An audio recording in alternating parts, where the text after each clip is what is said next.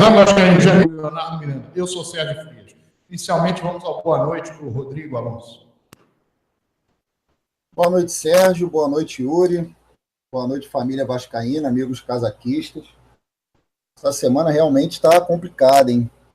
Vasco, nos últimos segundos, tanto no futebol quanto no basquete, deu bobeira e acabou agora o jogo Vasco e Bauru, o Vasco o tempo todo na frente. Mas, enfim, como eu já citei aí, eu acho que vai ser a tônica do programa de hoje, a final, né, de domingo. A torcida do Vasco ainda está lambendo aí as feridas. Realmente foi pelas circunstâncias que foram criadas, né? O Vasco desperdiçou a oportunidade de conquistar seu 25º título estadual. Durante 60 minutos, foi um time atento, um time que batalhou, um time que não pestanejou, que não piscou, que não deu mole após a expulsão do Fabrício. E no último minuto, né, no minuto que não poderia ter dado mole, que a gente sabe que quando o Botafogo ia vir com tudo para cima, a gente acabou levando aquele gol. E no momento que levou o gol, que o Vasco levou aquele gol, eu pensei comigo mesmo, o Vasco perdeu esse jogo, né, pelo menos no tempo normal, o Vasco perdeu esse jogo por causa da expulsão, não do Fabrício, porque eu acho que a circunstância de jogo criada após a expulsão do Fabrício, como eu disse, o Vasco estava sendo bravo, né? É óbvio que se ele não tivesse sido expulso, isso a gente vai comentar aí durante o programa, pelo que o Vasco vinha jogando até os 36 minutos, ao meu ver, ia ser uma conquista até com uma certa, não vou dizer tranquilidade, mas com certeza com menos perigos do que o Vasco sofreu nas outras partidas em que enfrentou o Botafogo. O Vasco que dominava completamente. Mas eu digo que o Vasco perdeu não na expulsão do Fabrício, mas na expulsão do atleta do Botafogo, o Léo Valência. Naquele último minuto, o Vasco, como eu disse, nos 60 minutos de jogo, após a expulsão, foi um time que foi completamente aguerrido lá ali na zaga, e isso é um destaque a ser dado. A parte defensiva do Vasco, a gente não tem nada a reclamar, pelo menos até esse último minuto. Mas eu acho que uma coisa que aconteceu na arquibancada, nas cadeiras lá do Maracanã, eu estava no jogo, e acabou passando para dentro de campo, foi a certeza de que ali o Vasco já era campeão. Eu tive essa certeza, os torcedores ao meu lado tiveram essa certeza, toda a torcida do Vasco no Brasil teve essa certeza. Só que nós, torcedores, somos os únicos que podemos ter essa certeza. Os atletas do Vasco nunca poderiam ter tido essa certeza. E no momento da expulsão, o time do Vasco achou que já era campeão. E foi nesse momento de vacilo que o Botafogo fez o gol da vitória. E aí o resto é história. A gente sabe que disputa de pênaltis, não que seja loteria, mas o Vasco, pela questão psicológica, estava abalado. O time do Botafogo foi muito mais motivado, né? Apesar do Martin Silva ter feito a primeira defesa, mas do outro lado tinha um goleiro também, o Gatito, que é um especialista em pegar pênaltis, e infelizmente o Vasco perdeu esse título. Mas, dito isso, a gente não pode crucificar a equipe do Vasco, porque, como eu disse, é uma equipe que até então, até o momento da expulsão, vinha se apresentando muito bem. A impressão que eu tinha, eu até comentei isso com meu filho no jogo, a impressão que a gente tinha é que o Vasco é que precisava fazer o gol para conquistar o título, da forma como o Vasco encurralou o Botafogo nas outras partidas partiu logo para cima do Vasco nos primeiros minutos, e a gente viu uma equipe do Botafogo muito mais receosa de ir para cima, até porque eles sabiam que se eles levassem um gol ia ser muito difícil eles conseguirem reverter.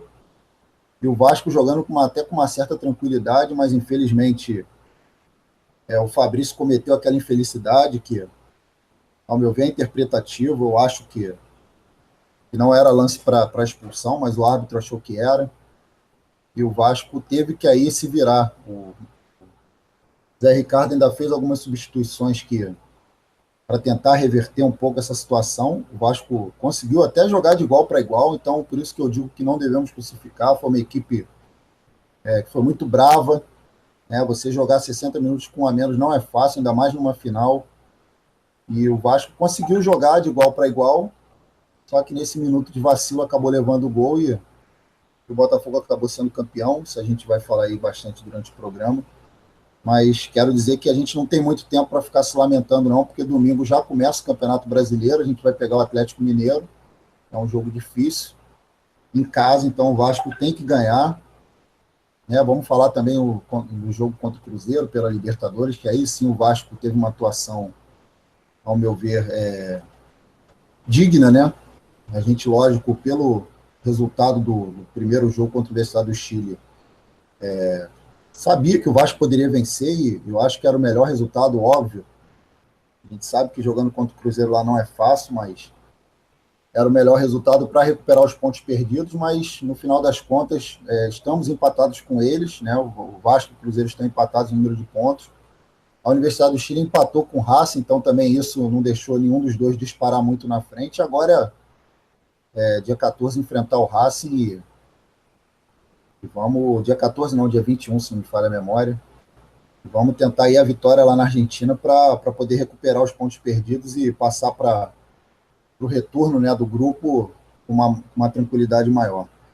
Desejar aí uma boa noite a todos, um ótimo programa e participação de vocês ali no chat do YouTube, pelo WhatsApp, mandando aí as mensagens. Uma boa noite aí, então. Muito bem, vamos uma boa noite agora do Yuri Gaspar. Boa noite, família vascaína. Bem-vindos ao Casaca no Rádio mais uma vez. A gente começou o programa hoje um pouquinho mais tarde, em função do basquete. Estávamos torcendo muito aqui como vocês. Todo mundo viu aí, a gente tinha tudo para ganhar. Finalzinho do quarto, ali Puxa, a gente deu mole no arremesso final ali na falta. E agora, na prorrogação também, com 5 pontos de vantagem, acabamos deixando eles fazerem uma cesta incrível, com a bola no aro, que caiu certinho na mão do jogador do time do Bauru, que fez a cesta de 3 pontos, e no finalzinho, o David Jackson tomou um toco ali, parecia até falta no primeiro momento, mas tínhamos tudo aí para passar e para dar alegria um pouco mais à torcida do Vasco, que está como a gente também, né, frustrados porque deixar o título escapar dessa maneira, um título importante, a gente tinha tudo para ganhar. A torcida do Vasco, presença incrível, apoiando, foi o melhor público do campeonato do brasileiro, né, dos times brasileiros em 2018, uma festa de paz que acabou por desatenção ali no final da partida, 2 jogadores de Botafogo livres ali pela esquerda do Martin Silva, acabaram fazendo o gol, que levou a partida para os pênaltis, e pênalti realmente é loteria, pênalti mínimos detalhes, e acabou o jogo, aquele descontentamento normal, mas as torcidas saindo em paz, as famílias, muitas crianças no estádio, então foi todo mundo embora com paz, não foi aquela loucura que foi o Flamengo Independente, que todo mundo viu aí antes e depois da partida. Então, deram exemplo, parabéns. Vamos também falar sobre o jogo do Cruzeiro, Vasco Cruzeiro, que a torcida do Vasco também foi em massa lá, com 2.000 torcedores incentivando muito o Vasco, e a gente não saiu com resultado ruim, não, um empate, uma pena a gente ter perdido nesse a Argentina, buscar com muita força, e a gente recupere os jogadores aí contundidos. O Vasco está com uma série de jogadores lesionados, fora do gramado, para ajudar a gente aí nas partidas. Isso é uma pena. Eu não ia nem falar da questão da arbitragem, porque é recorrente marcação que eles têm contra o Vasco, eles escolhem um time que normalmente é o adversário e ficam fazendo tudo em função deles.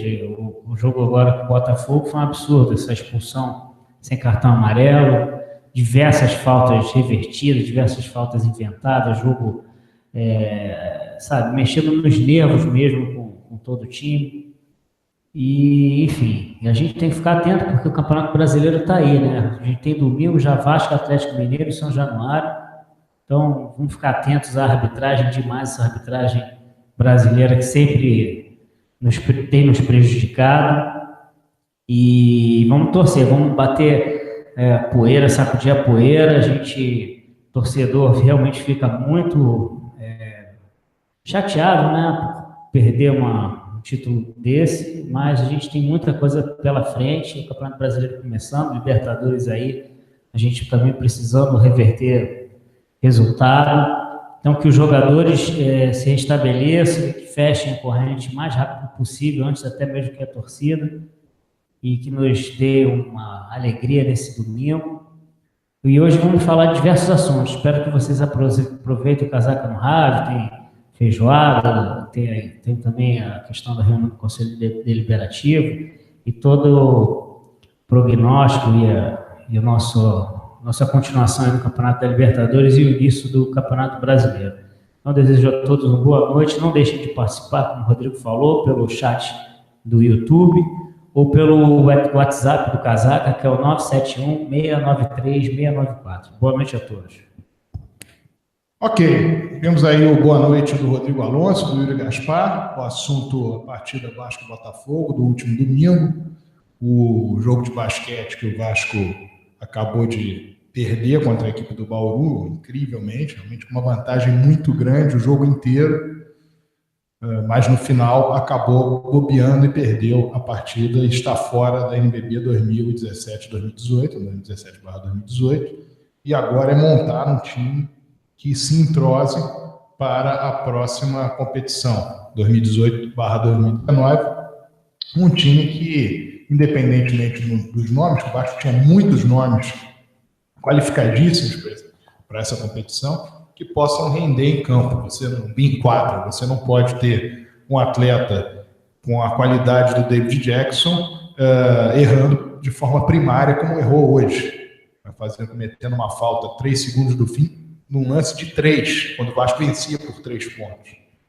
Você não pode ter erros dos mais incríveis cometidos pela equipe do Vasco, embora nós tenhamos observado uma partida muito boa de jogadores como o Fulvio, jogadores como o Renato, atletas que tiveram realmente muito bem para apostar, tiveram muito bem no jogo. O Guilherme, o Giovannone, determinado momento do jogo foi importantíssimo, mas, de fato, o time ou não deu liga ou acordou muito tarde para a competição.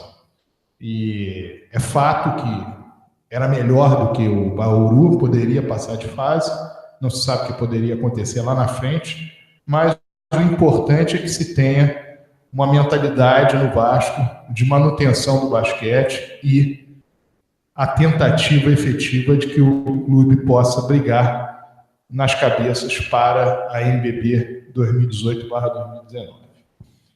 No que tange ao futebol, o jogo Vasco-Botafogo é uma partida que tem 2 momentos distintos. O primeiro até os 38 minutos do primeiro tempo, quando o Vasco se ouve melhor que a equipe do Botafogo, perdeu inclusive 2 boas chances de gol, com o Riascos e com o Iago Pikachu. Mas o lance da expulsão do Fabrício modificou completamente o cenário do jogo. O lance foi um lance que normalmente os árbitros optam por cartão amarelo ou cartão vermelho. É um lance que, em hipótese nenhuma, os árbitros deixam de dar cartão. Mas desde em cima e cometer uma falta sobre o jogador inglês, embora o Brasil tenha ganho o jogo, o Brasil ficou com 10 jogadores naquela ocasião. Desde lá, é normal que o árbitro expulse o atleta que entra por cima. É claro que nós temos que ficar atentos para que, quando seja a favor do Vasco, ou seja, contra o adversário que esteja jogando contra o Vasco, algo dessa dessa forma ocorra, que se dê a devida punição.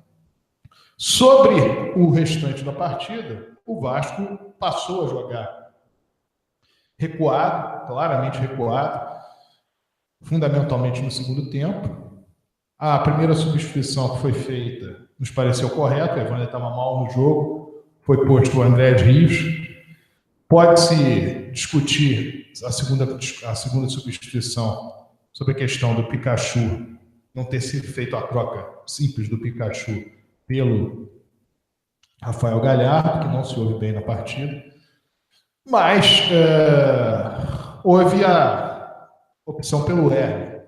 O Vasco estava com 10, poder-se-ia pensar que isso foi uma atitude de prudência. Agora, a última substituição, aos 37 minutos do segundo tempo, colocando um zagueiro e tirando o Riascos, e essa chamou todo o Botafogo para a área do Vasco. O lance da expulsão do jogador do Botafogo, Léo Valência, foi a 48 minutos do segundo tempo. Mas a verdade é que o Vasco não tinha força, ou vamos dizer assim, cacoete dos jogadores que lá estavam, para brigar no meio-campo. E se houvesse, o sino entra no futebol, se houvesse a substituição com a entrada do Thiago Galhardo, o Vasco teria a possibilidade de posse de bola no meio-campo. 37 minutos no futebol de hoje é praticamente 10, 12, no caso do jogo contra o Botafogo, 13 minutos. Ou seja, ainda tem muito jogo. Faz uma substituição nesse período.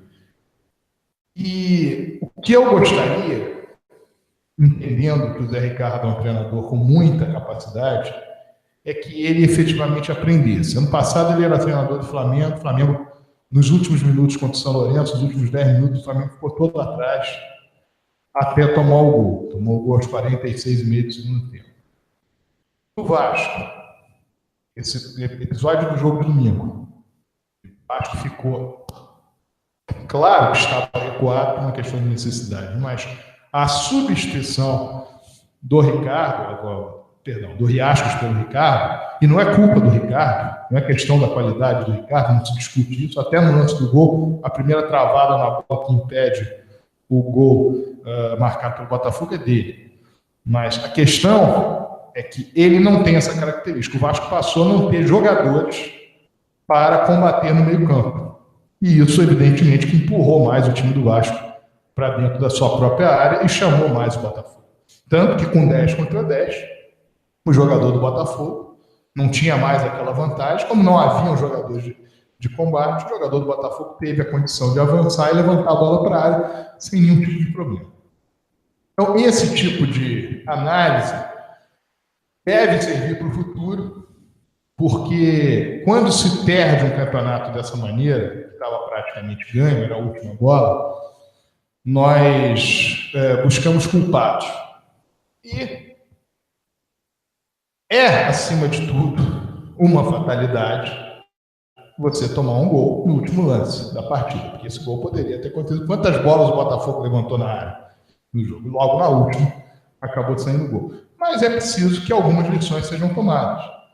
Há um problema muito sério com relação aos treinadores, e não é uma particularidade do Zé Ricardo, de que em determinado momento do jogo, a ideia é neutralizar. Só que se você busca algo para, além da neutralização, ter criação, pode ser muito mais vantajoso para a equipe. O Thiago Galhardo foi um jogador que entrou em inúmeras partidas do Vasco, justamente para o quê? Para prender a bola, para meter uma bola, para tentar fazer com que as jogadas saíssem dos pés dele. E era uma grande oportunidade naquele jogo, porque ele estava entrando no lugar de um centroavante. Então o Vasco não ficaria apenas com um centroavante deslocado pelo lado esquerdo, com o Martins Silva dando chutão, mas com uma possibilidade, com o Wagner em campo e o atleta, o Thiago Galhardo, também na cancha. Então isso poderia facilitar que o Vasco tivesse mais a posse de bola, ou pelo menos um pouco de posse de bola. Em relação à disputa de pênaltis, o Vasco ainda saiu na frente, porque o Martin Silva pegou o pênalti, o André Dias bateu em seguida e fez o gol.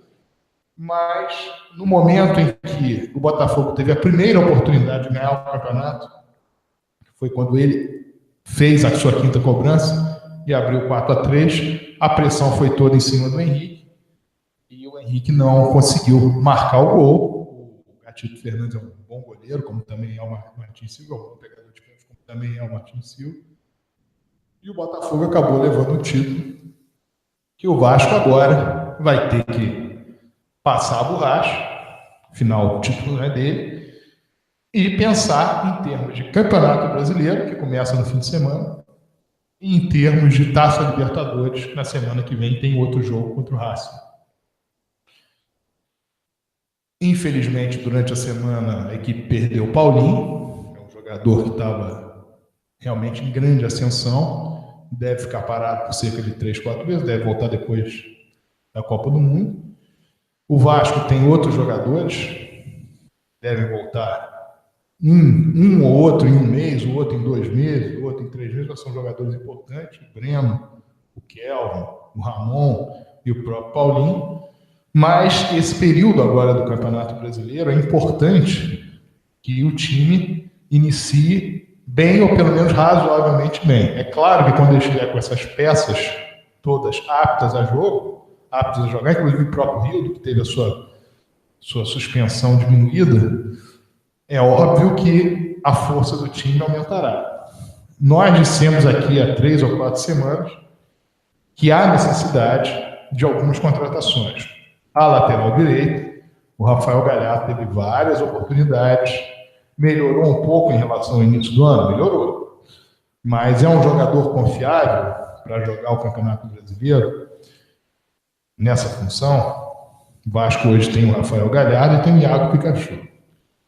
O fato de o Vasco não ter o Wellington nessa partida, havia um jogador com característica e punch para substituir o Wellington? Evidentemente que não, pelo menos na visão do treinador, uma vez que ele não colocou nem o Andrei, nem o Bruno Cossendim no jogo. Ou seja, ele entende que o Vasco não tem um substituto para o Wellington. Mas eu acho que tem. Mas o torcedor, isso é outra coisa. O técnico é o Zé Ricardo, e está claro que não há um substituto. Esse rapaz que veio da Ferroviária resolve o problema? Então nós temos aí um segundo ponto. Terceiro ponto, centroavante. O Vasco hoje tem um centroavante confiável. O Riascos é um jogador imprevisível. Lembra muito, em determinados aspectos, o Vivinho. Um jogador que de vez em quando faz uma bela jogada, faz um gol bonito, enfim. Mas não pode ser ele a referência. O André Dias é um jogador que tem demonstrado muita fibra, muita vontade, deve continuar no Vasco, pelo menos na minha opinião, como opção. Mas também não pode ser o homem-gol do Vasco. Então o Vasco tem uma carência em relação a essa posição de centroavante. Esse é um outro ponto. Zaga, vem o Breno, provavelmente para jogar daqui a cerca de 2 ou 3 rodadas, sem dúvida nenhuma melhora muito a zaga do Vasco, e há de se pensar, o Breno, Paulão e Eraço, mantendo esses 3 no Campeonato Brasileiro com 38 rodadas, é suficiente para os outros zagueiros? O Berle, que entrou nessa partida, um zagueiro que não está sendo muito aproveitado, o Luiz Gustavo menos ainda, então o Ricardo também. Cabe ter outro zagueiro ou não? É importante ter outro zagueiro ou não? E um outro ponto, nesse Campeonato Brasileiro, os jogadores do Sub-20 do Vasco subiram no ano passado, jogaram no Sub-20. Esse ano, nós não temos ainda nenhum jogador que nós entendamos que faz que eu digo o clube, não o Sérgio Filho. Ou melhor dizendo, que o próprio treinador entenda que já está preparado para jogar no time de cima. Ano passado era uma opção, nós tínhamos. Esse ano, nós não temos. Então, na hora que você tiver dentro de um campeonato como esse, um jogador em má fase, um atleta que não esteja machucado, suspensão, etc., você vai necessitar de jogadores que possam dar conta do recado.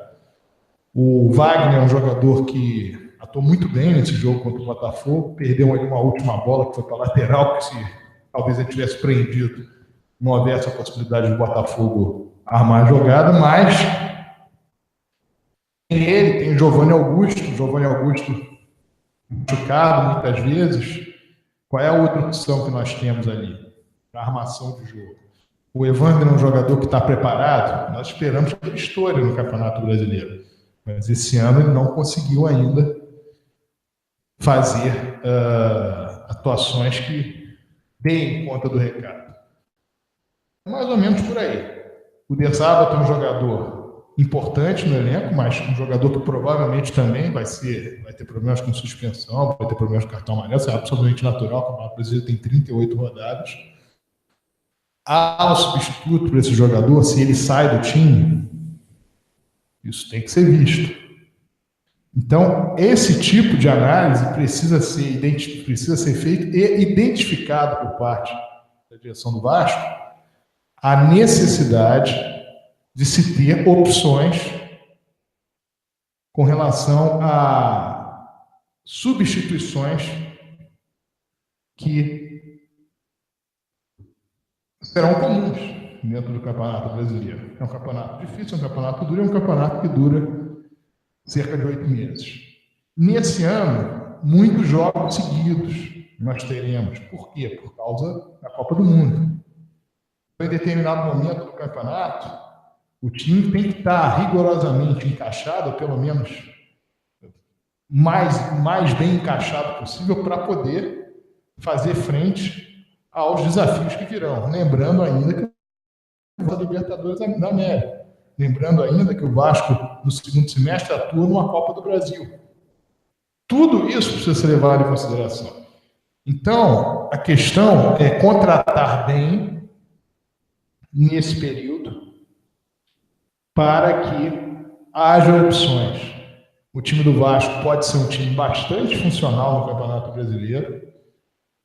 Essas peças, lateral direito, volante, centroavante, zagueiro e meia, se funcionarem, meia de criação, se funcionarem, e podem até funcionar com os jogadores que estão aí. Nós estamos falando de outra questão, falando de se eles não atuarem, quem os substitui. Mas se essas funções funcionarem como as outras funcionam, ou podem vir a funcionar, as coisas serão melhores. Nós temos hoje, por exemplo, na lateral esquerda, uma questão. O Fabrício não consegue jogar em alto nível. O Henrique é um jogador com muitos questionamentos, da torcida principalmente a respeito dele. Um dos melhores cruzadores desse ano. Inclusive, houve uma estatística feita recentemente falando sobre isso. O futebol brasileiro é o melhor cruz, mas um jogador com algumas deficiências no aspecto defensivo. Nessa última partida foi posto inicialmente quase como um ponto, né? Um segundo atacante, que também não funcionou muito. E a expectativa da vinda do Ramon é para 1 mês, 2 meses. Mas, enfim, existem opções. Se não joga o Fabrício, joga o Henrique. E ainda tem a possibilidade do Alan Cardoso, que está nos juniores. É uma posição que nós temos substitutos. Um está mal, o outro pode entrar. O que eu discuto aqui é o seguinte: lateral direito, cabeça de área, centroavante. E a zaga, muito em função de que é uma posição em que há muitas suspensões, e você ainda não tem o Breno, não sabe como o Breno vai voltar em termos físicos. Mas que é titular fácil do time, é. Organização de jogo, mesma preocupação. Não se sabe como o Giovanni Augusto vai se portar durante a temporada. Um atleta que não vinha jogando nas últimas 2 temporadas. Um atleta com muita expectativa e um bom futebol, sem dúvida. O Wagner, um jogador de 32 anos, 32 para 33 anos, se não me engano, e o Evander, que não estourou. Cabe ter uma alternativa ali. Então, os pontos não são de contratações de atletas que venham caríssimos, que vão ser a resolução dos problemas, a não ser pensando realmente em titularidade, um lateral direito e um centroavante. Isso, sem dúvida, seria isso. Seriam jogadores para entrar nessa posição. Considerando também o Pikachu não jogando nessa posição de lateral direito, que ele não tem jogado. Mas, fora isso, o time anda. E um último detalhe, ainda a respeito de elenco, vou passar daqui a pouco o Rodrigo Alonso para ele fazer uma análise, em seguida a gente vai falar sobre Cruzeiro e Vasco, mas vou fazer uma análise também sobre elenco. Um último ponto. O Vasco tem um excelente goleiro das divisões de base chamado João Pedro. Tem o Lucão, que é um goleiro que está sempre sendo convocado para a seleção brasileira, categoria sub-17. São goleiros futuros, são. Agora, o Gabriel Félix tem condição de substituir o Marquinhos Silva?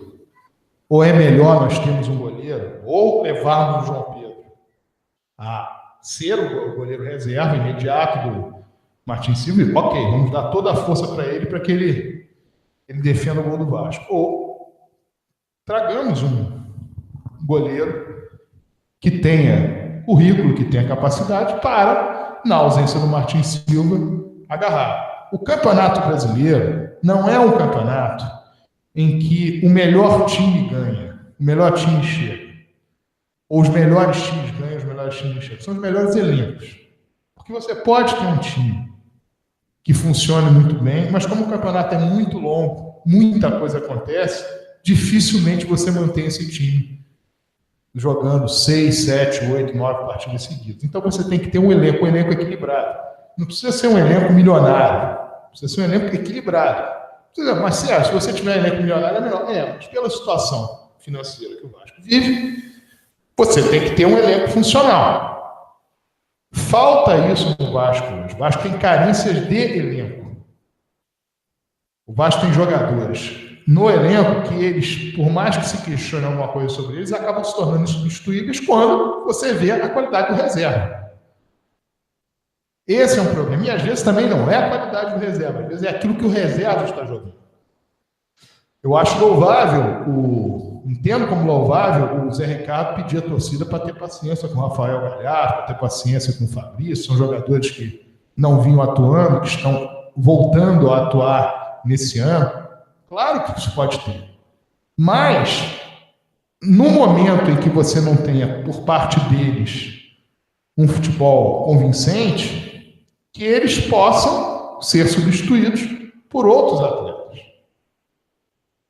Eu estou citando o exemplo do Fabrício e citando o exemplo do Rafael Galhardo, não estou citando o exemplo da disposição, estou citando o exemplo da característica desses jogadores, diante daquilo que o treinador fala a respeito deles, ou da produção, melhor dizendo, desses atletas durante a temporada até aqui.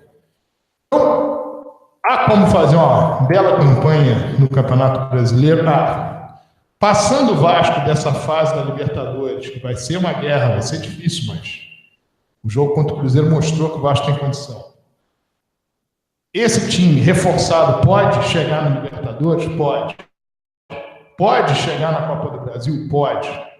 Precisa, neste momento, de se ter uma frieza em relação ao que vamos fazer, pensando nesses próximos 2 meses até a Copa do Mundo e posteriormente, um mês e meio da Copa do Mundo, e posteriormente ao término da Copa do Mundo, aquilo que o Vasco poderá apresentar no segundo semestre até o final da temporada.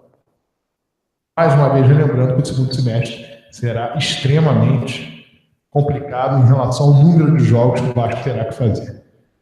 Essa nossa palavra a respeito do elenco, eu queria passar para o Rodrigo Alonso dar a opinião dele. Não, Sérgio, tem razão e é bom a gente destacar também que o Vasco, ainda falando sobre o jogo contra o Botafogo, além da situação da expulsão do Fabrício, o Vasco jogou completamente desfalcado, né? Por isso que eu disse que o Vasco foi uma equipe guerreira pelo que aconteceu. Repito, está atuando muito melhor que o Botafogo. Não fosse a expulsão, na minha opinião, o Vasco venceria até com uma certa tranquilidade. Mas, infelizmente, a gente estava sem o Paulinho, que havia sido aí na partida anterior e nesse jogo contra o Cruzeiro, pela Libertadores, o melhor jogador do Vasco vinha se destacando. Então, quer dizer, a gente perdeu o nosso melhor jogador até então. A gente está sem o Rildo, que era um jogador que sempre entra ali naquela situação de contra-ataque, é um cara veloz pelo lado do campo. E jogadores que já estão há mais tempo fora, né? O Breno na zaga, o Ramon, o Giovanni Augusto, que agora tinha voltado de uma lesão, que atuou muito bem, e o Vasco ficou novamente aí desfalcado dele. Então, pelas circunstâncias, eu acho que o Vasco foi guerreiro. Eu acho que a gente não deve sacrificar ou dizer que o time não presta, porque tem muita gente aí que depois do jogo cabeça quente diz que o time não presta por causa de 1 minuto, porque se ganha o jogo, é campeão, era o melhor time do mundo. A gente sabe que o torcedor é assim. E a questão do Henrique também, acho uma bobagem sacrificar o garoto. O Vasco teve grandes jogadores na sua história que já desperdiçaram aí campeonatos por pênaltis perdidos. O próprio Edmundo é um jogador que tem sua história aí no Vasco, e o Vasco já perdeu títulos com ele, já perdeu vagas em final, em decisão, com pênaltis perdidos. O próprio Romário já perdeu pênalti, então eu acho que isso não é motivo para crucificar o Henrique, que até então, antes dele perder a posição aí pela lesão, ele estava atuando muito bem na lateral. Em relação a reforços, concordo, eu acho que o Campeonato Brasileiro, até pelo tamanho do campeonato, né, são infindáveis aí 38 rodadas, então eu acho que o Vasco tem que sim procurar reforço. Agora, é complicado, o mercado ele não está apresentando muitas opções, e o Vasco tem tido aí uma política nos últimos anos de contratar atletas que estão sem contrato, que com certeza sai mais barato. O torcedor do Vasco que quiser, visita o site aí, Transfermarket, o market é markt.pt, e lá você consegue ver atletas que estão sem contrato. Eu fiz aqui uma busca rápida, só das laterais, e vi aqui, eles qualificam aqui por valor de mercado, e obviamente os que têm maior valor de mercado são os mais conhecidos. Laterais direitos que estão disponíveis sem contrato. Tem o Wellington Silva, que era do Fluminense, está com 30 anos, e tem o Ceará, que jogou no Paris Saint-Germain, no Cruzeiro, no Inter, que está com 37 anos. Lateral esquerdo, tem o Carlinhos, que também era do Fluminense, 31 anos. Então, se a gente for fazer isso, se for pesquisar nas outras posições, é complicado, vai ser difícil, mas o Vasco tem que correr atrás, tem que buscar reforços, nem que seja no mercado internacional, mercado sul-americano. Já começou a Copa Sul-Americana, Libertadores já está rolando, então tem que buscar reforço, porque a equipe do Vasco, do campeonato estadual, ela dava para disputar, tanto dava que por pouco não foi campeã, mas o Campeonato Brasileiro é uma outra história. Agora, que se tire dessa derrota, a gente tem que tentar, de todas as situações, inclusive das situações ruins, tirar lições, tirar algo de bom. Então, que se tire dessa derrota uma lição que pode ser usada num campeonato de mata-mata, que vai ser a Taça Libertadores. O Vasco, passando de fase, ele vai pegar aí confrontos difíceis, né? A Libertadores não tem essa de pegar a equipe do Peru, do Equador e da Colômbia, que vai ter alguma experiência fácil. A gente viu na partida contra o Jorge Wilstermann que não foi fácil. Então, usar isso como lição, não achar que o jogo está decidido, mesmo que falte 10 segundos para acabar, jogar até o último segundo como se fosse o primeiro minuto de jogo. E se tivesse feito isso, e tem uma jogada que é emblemática, que simboliza muito isso, até um certo desleixo, foi aquele... E eu falando isso, eu não estou querendo crucificar o jogador, certo? Eu não quero que, de repente, alguém ache que tem que receber vaias por causa disso, mas o André Rios, naquele lance no final, quando ele ficou ali na lateral, em frente ao goleiro Gatito, ele deu de calcanhar. Ali ele podia ter dado um chutão em cima do Gatito, a bola, de repente, sairia ali para o lateral ou escanteio, mais provável escanteio, o Vasco teria ali mais alguns segundos. Faltou também mais experiência de algum jogador se jogar no campo, de fazer aquela tradicional cera, mas enfim, agora não adianta chorar o leite derramado. Como eu disse, usar isso como lição para que num jogo de Taça Libertadores o Vasco, de repente, com um resultado que seja do seu interesse, no final dê bobeira e perca uma classificação. Então é isso aí, segue aí, Sérgio. Ok, tem o comentário do Rodrigo Alonso, a respeito dessas questões que foram levantadas por nós, de contratações, de situação de jogo contra o Botafogo. E, de fato, a partir do momento da expulsão do Léo Valência, o Vasco ficou com o jogo na mão, né? Praticamente. Mas, eu volto a falar, o lance individual de um ou de outro, como aconteceu com o Wagner depois, que ele poderia também ter prendido a bola, acabou indo para a dividida com o jogador do Botafogo e ele deu o último toque para a linha lateral ali, estava mais próximo ainda do fim do jogo. Mas são circunstâncias que o jogador pode ter uma outra opção no outro jogo, não se sabe o que estava na cabeça do Wagner, eu vou chutar a bola em cima do jogador do Botafogo e eu vou tentar driblar, vou sofrer a falta, a bola vai bater nele e vai para a lateral. O André Gies, quando dá o calcanhar, vou tentar dar o calcanhar para a bola bater no goleiro e sair, ou tentar ficar novamente comigo, enfim. O jogador pensa em alguma coisa naquele momento. Agora, a estrutura tática, isso me preocupa, porque a lição que se pode tirar para um jogo de Libertadores, um jogo de Copa do Brasil, que o Vasco vai jogar já entrando nas oitavas de final com esse time, é a seguinte: eu tenho a vantagem, eu não posso ficar me encolhendo, colocando defensores, mais defensores, à espera de que quanto mais defensores eu tenho, mais eu vou neutralizar o adversário. Porque isso pode empurrar o seu time para trás, e o Vasco foi empurrado para trás, principalmente naqueles últimos 15 minutos de jogo. Então, essa situação é uma situação para ser aprendida. E eu digo também em relação individualmente ao Zé Ricardo. Não é errado, teoricamente não está errado. A ideia da neutralização no futebol é até um conceito.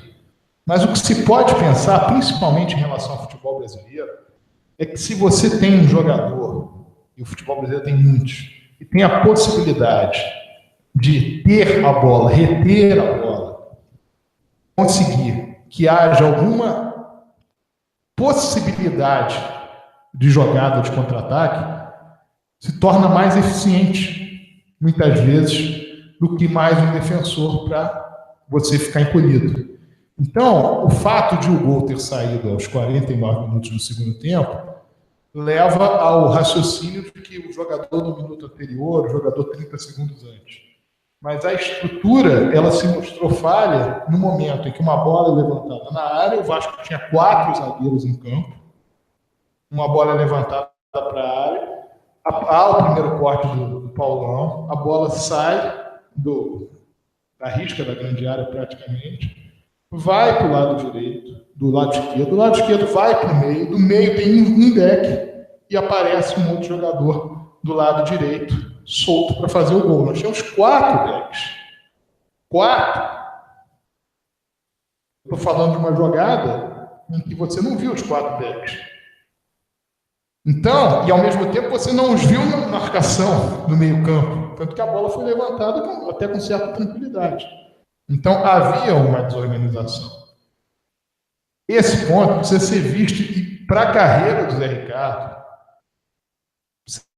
ser também analisado. Pode ser que não mude nunca, que ele vai fazer a mesma coisa em 10 oportunidades, ele faça nas 10 oportunidades a mesma coisa. Mas, tendo a possibilidade de um atleta que possa modificar esse panorama do jogo, minimamente, é importante que você faça isso. E o Vasco tinha esse jogador no banco. Então, essa é a colocação que eu entendo como necessária de ser feita, porque outras partidas virão. Eu assisti aquela partida do São Lourenço contra o Flamengo, me pareceu muito claro que o São Lourenço faria o gol, não sabia se conseguiria fazê-lo, porque em determinado momento, porque o juiz dera apenas 2 minutos, se não me engano, de acréscimo, 2 ou 3 minutos, mas era São Lourenço na área do Flamengo, o Flamengo todo recuado, e o gol acabou saindo, porque houve o recuo em demasia. Esse tipo de análise precisa ser feita no futuro, e eu me preocupo nesse futuro, porque entendo que o Zé Ricardo tem inúmeras qualidades e pode ser o técnico do Vasco nesse futuro. E também não estou colocando a culpa pelo resultado no Zé Ricardo. É uma fatalidade. Tanto é uma fatalidade que foi no último lance do jogo. Mas coloco que para 5, 6, 10 situações, é melhor você, ao invés de colocar mais um zagueiro, você colocar um jogador que tenha a capacidade de modificar aquele quadro que é totalmente desfavorável a você no sentido da pressão que você está tomando.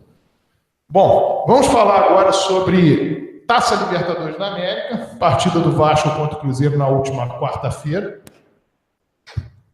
Yuri esteve presente no estádio, teve uma boa visão de que a torcida do Vasco fez o seu papel, 2.000 pessoas presentes, 2.000 vascaínos presentes e realmente deram muita força. O jogo, para quem, não foi o meu caso, assistiu do Rio de Janeiro, assistiu pela televisão, dava a nítida impressão que o Vasco, naqueles 15 minutos finais, tinha amplas possibilidades de acabar conseguindo o seu gol. Quando aconteceu o episódio com o Paulinho e atrapalhou tudo, aí o Cruzeiro realmente ficou mais próximo até de fazer o primeiro gol, mas terminou a partida em 0-0, um placar que para o Vasco, diante das circunstâncias, perdeu um jogador como o Paulinho, está jogando fora de casa, foi um placar que nós não podemos chamar de desastroso. Em o Vasco não perdendo o próximo jogo contra o Racing, o grupo parece que vai ser muito embolado, e é um grupo que talvez se consiga a vaga com 9 pontos. É uma possibilidade. O Vasco empata com o Racing, consegue as 2 vitórias em casa, empata o último jogo, talvez consiga a classificação.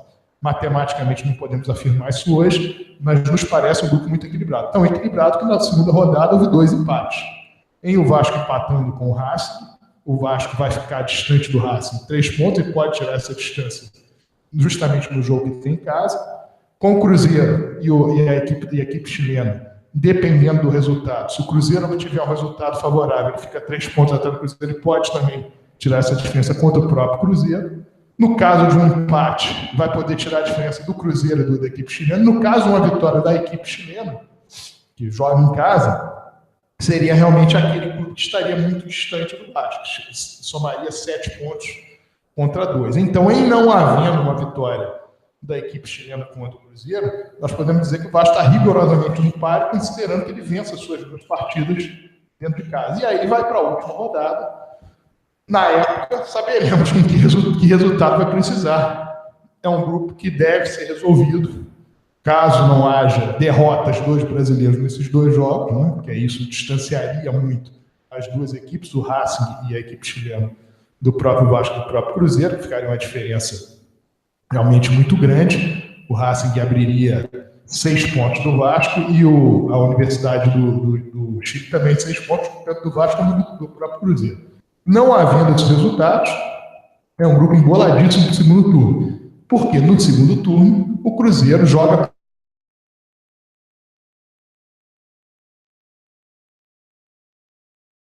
e o Vasco joga com uma delas dentro de casa, com o próprio Cruzeiro em casa. Então, é mais favorável aos brasileiros o segundo turno dessa primeira fase. Vai ser empolgante, vai ser emocionante. O Vasco tem realmente uma partida difícil na semana que vem, contra o Racing, mas é um jogo em que, se o Vasco obtém esse resultado de empate ou vitória, está rigorosamente dentro do páreo. Essa é a minha opinião. E eu queria que o Rodrigo Alonso também falasse sobre o jogo, e depois o nosso Yuri Gaspar, a respeito principalmente do comportamento da torcida do Vasco no estádio do Mineirão. Vamos lá, Rodrigo. Sérgio, como eu disse, meu boa noite. A gente, pelo resultado ruim da primeira rodada, considerava que o ideal seria a vitória, mas pelas circunstâncias e como já dito, né, um jogo contra o Cruzeiro lá não é fácil você vencer. Então, o empate, até pela atuação do Vasco, foi algo para ser comemorado, porque o Vasco atuou bem. Foi o jogo de Paulão e de Paulinho, né? Paulão que está aí conseguindo recuperar a confiança, né? Atuou muito bem nessa partida. E também atuou bem nesse jogo contra o Botafogo, mas enfim. Nesse jogo a gente esperava até uma supremacia do Cruzeiro, pelo fato de estar jogando em casa e por ter aí jogadores de qualidade, o Thiago Neves, o Arrascaeta, o Robinho. Só que o que acabou fazendo a diferença aí na partida foi o equilíbrio e a organização da equipe do Vasco. Paulinho ditando ali o ritmo do jogo, né? E o Paulão freando ali o ímpeto do do ataque cruzeirense, que nem trouxe tanto perigo, até pela boa atuação da zaga. Tem alguns números aí do jogo, o Paulão, ele teve 16 rebatidas e fez 2 desarmes certos. E deu aí essa solidez que a zaga do Vasco estava precisando, que estava faltando nos últimos jogos.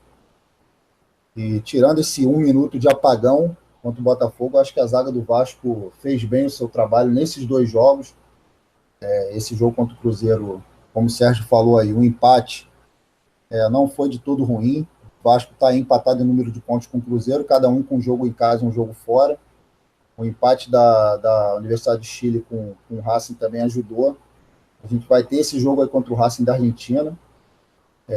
Lógico, como sempre, a vitória é o resultado mais importante, mas se acontecer um empate, não é nenhuma tragédia. Nesse jogo aí contra o Cruzeiro, o Wagner até estava atuando bem, mas acabou aí saindo e dando lugar para o Evander. Ele passou a fazer uma transição, na minha opinião, melhor ali, rápida entre a defesa e o ataque. O Evander, que às vezes realmente a torcida se irrita com ele, porque dá a impressão de um jogador que não está no ritmo da partida, mas é o estilo dele, é um jogador que procura pensar antes de chutar, ele procura ver qual é a melhor jogada, o melhor passe a ser dado, é um jogador jovem que vai ganhar experiência, e acho que a torcida do Vasco tem que ter paciência. Eu estou falando isso porque eu vi muitos comentários aí também, isso até certamente uma coisa que é até comum na torcida do Vasco, pegar muito no pé da garotada da base. Eu vi aí algumas críticas ao Evander, eu acho que não é também um jogador para ser crucificado, tem que ter paciência. Então, também atuou bem. Eu acho que o Vasco ele fez com o Cruzeiro o que a Universidade do Chile fez com a gente aqui em São Januário. Deixou a pressão aí, a gente deixou a pressão toda para o Cruzeiro, que tinha que fazer o resultado, porque está jogando em casa. O Vasco, infelizmente, não conseguiu ali encaixar um contra-ataque, mas no final das contas, eu acho que foi um resultado bom. O Martin Silva também atuou muito bem. Enfim, eu acho que poucos jogadores destoaram do restante, né? De repente, o Rafael Galhardo, que realmente não tem se encontrado nas partidas, mas, no geral, acho que o Vasco atuou de uma forma que, para a Libertadores da América, é o que tem que ser feito. Você jogar fora de casa para buscar um resultado, de repente, num contra-ataque, e dentro de casa conseguir as vitórias. Então, espero que aí no retorno, quando o Vasco vai ter os 2 jogos em casa, ele faça o seu dever e com certeza a gente vai conseguir essa classificação. Pega aí, Sérgio. Muito bem, tem o comentário do Rodrigo Alonso. Nós temos outros temas para levantar hoje, mas eu queria pedir para o nosso Yuri Gaspar falar sobre o comportamento, como eu disse, da torcida do Vasco no Mineirão, na partida Cruzeiro e Vasco da última quarta-feira, empate em 0-0. O comportamento da torcida foi exemplar, de apoio irrestrito. A torcida do Vasco, é óbvio que torcia para que a gente saísse com os 3 pontos, com a vitória, mas todo mundo viu todo o esforço que o Vasco fez para não dar espaço para o Cruzeiro. A gente também se chocou muito lá quando a gente viu a contusão do Paulinho, não deu para ver detalhes do braço, mas aqueles espasmos de dor que ele teve ali em campo foi muito chocante e a gente não sabia, né, o que aconteceu. E o Vasco e a torcida, enfim, apoiou o tempo todo. É uma torcida que veio de gente de tudo que é lado do Brasil. A gente ouvia sotaques diferentes. Foi engraçado uma hora que também provavelmente tinham vascaínos lá de BH, de Minas, que ficavam cantando músicas, Maria joga vôlei, umas assim que a gente não conhece aqui no Rio, mas que principalmente o Cruzeiro conhece. Eles se incomodaram muito com esses gritos, foi engraçado. E de resto, acabou o jogo, a torcida do Vasco continuou cantando sem parar. Inclusive, cruzeirenses postaram nas redes sociais o absurdo que a festa que a torcida do Vasco estava fazendo no Mineirão. Após o jogo, foi também a saída muito tranquila, eles retêm a torcida do Vasco por bastante tempo lá no Mineirão, e aí a partir daí foi cada um embora também, sem problema nenhum, e espero que essa torcida apoie também lá na Argentina, o jogo mais longe, que vá essa galera aí, que traga vitória e que continue com esse astral, com esse apoio, com esses gritos, porque isso sempre foi característica da torcida do Vasco, né? Apoio restrito, deixar para reclamar, se tiver que reclamar ao final do jogo, porque inúmeros exemplos no futebol, o futebol é fantástico por isso, né? A gente tem visto viradas, o Vasco é o rei da virada, sempre conquistando boas viradas, mas a gente tem visto no futebol que não dá mais para dormir nem um minuto, né? Diversas reviravoltas aí, a gente infelizmente na final tivemos esse revés aí com esse gol no finalzinho do jogo, mas é isso, a gente tem que apoiar. Aliás, eu vou até fazer um parênteses, porque eu vi já bastante gente no Maracanã, Vasco Botafogo, após o gol do Botafogo, já muita gente criticando, assim, de cara, né? Calma, a gente tem que torcer mais, tem que acreditar mais. Eu acredito muito nessa corrente para frente, que a gente está no estádio e que transmite essa energia e que atrai coisas boas, né? Que atrai a sorte. E aí já vi bastante gente também resmungando. A torcida do Rio realmente tem se mostrado muito exigente, e a gente vê fora do Rio uma torcida que remete aos bons tempos aí dos anos 90, né, 2000, aí, que a gente fazia aquela festa incrível sem estressar ou sem criticar o jogador, podendo prejudicar o Vasco no campo. Então a gente tem que sempre prestar atenção quais são o que das nossas atitudes fazem, o que seria melhor para o time em campo, né? Então tem que sempre pensar no Vasco, porque a gente precisa. Acabou o jogo, perdendo, ganhando, é a gente que fica, né? Então a gente tem que tentar fazer o melhor possível para que a gente ganhe e reverta aí, porque muita coisa conta, né? Contusões, arbitragem, etc. Então. Muito bem, agora o Rodrigo Alonso para falar sobre as visões de base, Clube Regatas Vasco da Gama. Vamos lá, Rodrigo. Bom, Sérgio, no sábado, pelo Sub-15, Sub-17, Taça Guanabara, jogos lá na Gávea, o Sub-15 acabou derrotado por 2-1, o gol do Vasco foi marcado pelo Juan, mas o Sub-17 enfiou uma goleada de 4-0 no Urubu, lavando a alma da torcida vascaína. Os gols foram do Figueiredo, 2 vezes do Tales e 1 do Brasília. No domingo, pela Taça Rio Sub-20, o Vasco, que já estava classificado para a fase semifinal, venceu a Portuguesa por 2-1, gols de Luan e Dudu, e garantiu aí já havia garantido a vaga, mas já sabe qual vai ser o seu adversário, vai enfrentar o Boa Vista na semifinal da Taça Rio. E só a notícia que amanhã o Sub-20 vai entrar em campo, o Vila Nova eliminou o Atlético Mineiro e vai ser o adversário do Vasco nas oitavas, então a Copa do Brasil Sub-20 amanhã às 15 horas, Vasco e Vila Nova de Goiás, lá em Goiás, primeira partida, a torcida do Vasco aí, vamos apoiar para o Vasco passar de fase e vamos tentar superar até aquele resultado que do ano passado, que a gente parou na semifinal. Vamos ver se a gente esse ano consegue conquistar o título aí com a garotada do Sub-20. Segue aí, Sérgio. Muito bem. Agora a questão que foi discutida ontem no Conselho Deliberativo sobre a reforma do Estatuto do Clube de Regatas Vasco da Gama. E dentre as propostas, muito há de discussão com relação a essa história de eleições diretas, com a possibilidade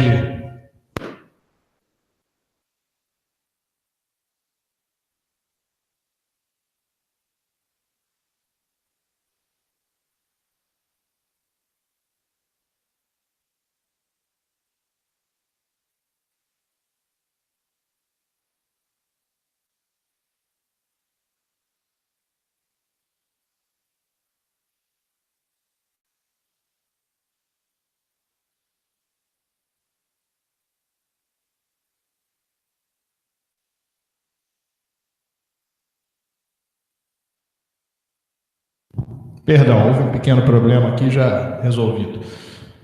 Então, a questão, ela ela fica muitas vezes, vamos dizer assim, resumida numa questão de eleição direta, eleição indireta, e as pessoas não têm a dimensão do que é o Clube de Regatas Vasco da Gama e acham que tem porque querem eleições diretas. O Vasco, ele teve, durante todo o seu percurso histórico, com a aceitação de negros, um clube democrata, um clube que construiu São Januário, com o apoio de todos os seus torcedores, um clube que várias vezes viveu em situações de doação de torcedores, de vascaínos mais abastados, nos anos 40, os famosos comerciantes da Rua do Acre, o livro de ouro que ocorria e circulava lá para os anos 50, 60, até próximo um pouquinho dos anos 70, o Vasco teve sistematicamente essa postura, mas teve eleições indiretas. Então isso tem um motivo, isso não acontece por acaso. Os que não conhecem também muito a história do Vasco têm que entender o seguinte: as eleições no Vasco, elas, em algumas oportunidades, elas elegiam a chapa, inclusive, sem o nome do candidato a presidente. Havia possíveis nomes de candidato a presidente. A velha discussão na eleição que elegeria depois para presidente, num segundo momento, o Eurico Alá Batista, ela ocorreu entre dois grupos políticos fortes do Vasco, a tradição vascaína e a velha guarda, em 1959, e o grande convencimento das chapas para ganhar a eleição, em relação aos eleitores, aos associados do Vasco, eram os nomes que estavam na chapa. Dali sairia o nome do presidente, sairia o nome daquele que ocuparia o cargo A, B ou C, e isso funcionou perfeitamente. Aquele grupo que tinha nomes considerados pelos associados, em maioria, todos eram grandes nomes, mas em maioria nomes que pudessem dar ao clube aquilo que o clube mereceria, foram aqueles que, dentro daquela chapa, foram eleitos. E a partir daquela eleição houve a escolha do presidente do clube. Muitas vezes o personalismo toma conta, mas, por exemplo, em 1980, na eleição de 1979, que era o grupo do Agartino da Silva Gomes, que era o presidente do Vasco desde 1969, embora tenha posto Carlos Alberto Martins Cavaleiro como candidato, era uma briga contra um grupo grande, que era o grupo, na época, criado a ideia dos 6 homens de ouro pelo hoje presidente Eurico Miranda, presidente do Conselho de Beneméritos e presidente do Vasco durante vários mandatos, e ele, na época, ele chamou de homens de ouro, 6 homens de ouro, Amadeu Pinto da Rocha, Arthur Sendas, o Antônio Soares Calçado, o Alberto Pires Ribeiro, o Pedro Valente, enfim. Ele teve a visão de que, independentemente de quem geriria o clube, quem seria o presidente do clube, que os homens de ouro, eles tornar-se-iam um chamariz para que aquela chapa fosse eleita. Isso aconteceu em 1979, isso não aconteceu em 1910. Eu citei um exemplo de 1959, citei um exemplo de 1979. Então, a ideia é que você tenha, de fato, uma chapa forte e uma posterior eleição no Conselho Deliberativo, que normalmente pode ratificar. Em 2008, por exemplo, não houve essa ideia de ratificação.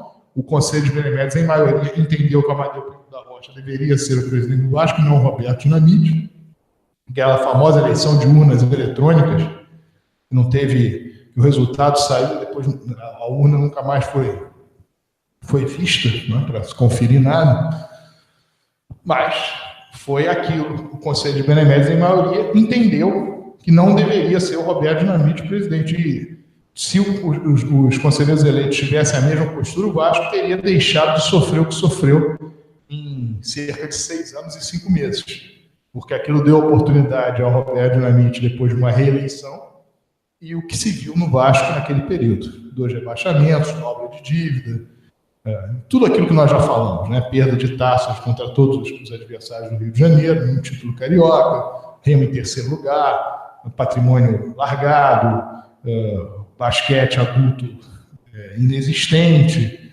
enfim, centenas de funcionários mandados embora sem os direitos, problemas com relação a calotes, enfim, tudo aquilo que nós vimos. Foi por quê? Porque, naquele momento, houve uma eleição no Conselho Deliberativo e, ao invés de ser eleito Amadeu Pinto da Rocha, foi eleito Roberto Dinamite. Então, é importante porque quem se aventura a ser presidente do Vasco, eu disse quem se aventura, quem tem nisso uma aventura, um meio para outro fim que não Vasco, há de se tomar muito cuidado. Porque aquilo que ocorre com o clube fica para o sucessor. Em 2008, quando o presidente Eurico Miranda saiu do Vasco, houve uma tentativa de se jogar uma situação no Vasco de insolvência, etc., nas costas do presidente Eurico Miranda, como se ele tivesse pego o Vasco em 2001 com um clube totalmente sanado, que não era verdade, como se ele não tivesse recuperado o clube depois da asfixia que nós sofremos entre 2000 e 2002, e como se o Vasco não tivesse uma situação equacionada que estava. Ele retomou o clube em 2014, em dezembro de 2014, e a situação, como eu falei, era de uma dobra de dívida. Agora, saiu do Vasco com problemas com relação aos últimos 4 meses de pagamento, só que a gestão é de 3 anos. Então, durante 2 anos e 8 meses, 90%, 95% do que tinha sido pago foi pago, e pago muita coisa que foi deixado. Afinal, em 5 de dezembro de 2016, foi mostrado, inclusive está na internet, para quem queira ver, que o Vasco havia pago 192 milhões de dívida naquele período, entre dezembro de 2014 e dezembro de 2016. Mas o problema é tamanho deixado de 2014 até aquele período, que num momento em que se tentou fazer algumas apostas, entre elas não vender o Paulinho, entre elas colocar um time para chegar à Taça Libertadores da América, confiar na possibilidade de obter sucesso em 2017 para em 2018 obter mais verba, aquele momento ali houve uma estabilidade inclusive política no clube, política institucional, no final do ano passado, e aconteceu os problemas que nós vimos no início dessa temporada, mas que são evidentemente muito menores. Então, isso tudo resume o quê? Resume que, se houvesse em 2014, diante daquela situação em que o Vasco estava, o que poderia acontecer? Se houver agora uma aventura em 2020, o que pode acontecer? Então, quando o Conselho de Beneméritos ele é chamado a votar, ele tem de ter essa preocupação. Ele teve essa preocupação em 2008, para impedir que o Roberto Dinamite entrasse, porque era sabido o que aconteceria com o Vasco. Agora, um outro lado, precisa ser visto, é que quem quer ser presidente do Vasco tem que entender que aquele grupo dos natos, dos chamados conselheiros natos, tem uma importância no clube que normalmente, em primeiro lugar, conhece o clube. Em segundo lugar, ajudou para que o clube progredisse, ajudou para que o clube tivesse um crescimento com seu esforço pessoal. Em terceiro lugar, é uma forma de se ter uma proteção em relação a grupos que simplesmente por poder econômico cheguem no Vasco querendo tomar o Vasco para fazer do Vasco aquilo que tem que entender. Então, o caminho é o de se ter uma boa relação com aquele conselho. E quando se vê que os apoiadores do candidato A, B, C, D ou Z, a primeira coisa que fazem é desfazerem deste conselho, a vida política no clube, independentemente de uma vitória ou não, ficará extremamente complicada e delicada. Não é à toa que essa gestão assumiu o Vasco, a atual gestão, assumiu o Vasco e tem uma preocupação com o Conselho de Beneméritos. Tem uma preocupação com o respeito a este conselho. Preocupação esta que o Roberto Dinamite, por exemplo, não teve durante sua passagem no Vasco, e deu o que deu. Preocupação essa que lá atrás o Reinaldo Reis, presidente eleito no Vasco, para o triênio 68, 69, 70, ele não teve e sofreu um impeachment em novembro de 69, justamente porque bateu de frente com este poder. É a estrutura do Vasco que com ela o Vasco conquistou todos os títulos, com ela o Vasco teve momentos bons, momentos ruins, momentos ótimos, momentos péssimos, mas é essa a estrutura do clube. E não é isso que tem de problema no clube. O que tem de problema no clube é quando se quer inventar, pseudo-modernizar, com palavras e bravatas, e crescimento da dívida por irresponsabilidade. Porque em 2009, 2010, 2011, todo mundo achava moderno aquilo tudo que estava sendo feito com o Vasco. E o Vasco sofreu prejuízos institucionais que paga até hoje. Entre eles, a aceitação, em 2011, de, nas cotas de TV, ficar com uma distância abissal de Flamengo e Corinthians. Com isso, o Vasco, nesses últimos 6, 7 anos, perdeu cerca de 600 milhões de reais para o Flamengo e para o Corinthians. 600 milhões de reais paga a dívida do Vasco, para você ter uma ideia. Paga toda a dívida e sobra. Então, esse tipo de análise tem que ser feito dessa maneira. O Estatuto tem sim que proteger a que você tenha a eleição em 2 turnos e que nessa eleição a chapa vencedora entenda que o papel do Conselho de Beneméritos nela é de fundamental importância.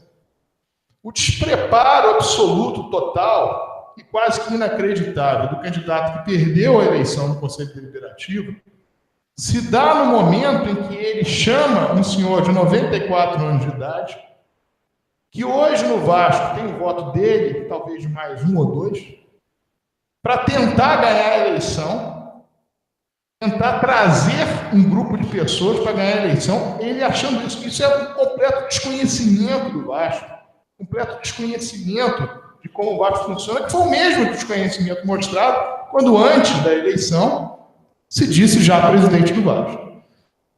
Isso tudo precisa ser devidamente entendido e esclarecido. O cargo de presidente do Vasco, ele pode ter sido ocupado até pelo Roberto Dinamite. Chegou-se ao tempo em que o Vasco teve Roberto Dinamite como presidente do Vasco. Como quem diz, agora pode ser qualquer um. Mas não é assim que funciona. Para ser presidente do Vasco, tem que se ter um conhecimento, e se não tiver esse conhecimento, tem que se buscar quem tenha o conhecimento para ajudar, para que se possa efetivamente fazer um bom mandato. E essa ideia de que um nome resolve todos os problemas, também é inadequada, é errada. O presidente Eurico Miranda é um exemplo de diferencial em relação a uma série de dirigentes da história do Vasco, mas evidentemente que ele tinha sua equipe para trabalhar. Os outros tiveram as suas equipes para trabalhar.